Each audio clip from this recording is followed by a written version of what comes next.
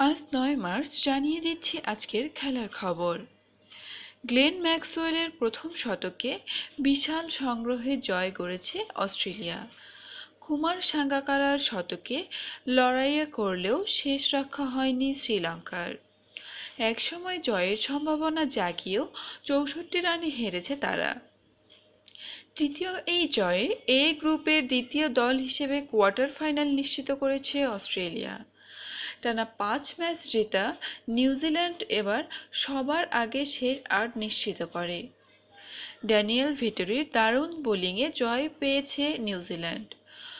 ছোট লক্ষ্য তাড়া করে আফগানিস্তানকে ৬ উইকেটে হারিয়েছে বিশ্বকাপের সহ আয়োজকরা।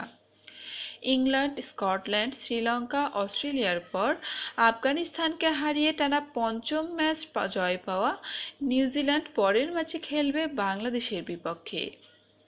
লিওনেল মেসির হ্যাটট্রিক আর লুইস সুয়ারেজের জোড়া গোলে দারুণ এক জয়ে রিয়াল মাদ্রিদকে পেছনে ফেলে লা লিগার পয়েন্ট তালিকায় শীর্ষে উঠেছে বার্সেলোনা। নিজেদের মাঠে রায়ো ভায়েকানোকে নিয়ে খেলা করে ৬-১ গোলে উড়িয়ে দিয়েছে লুইস এনরিকের দল।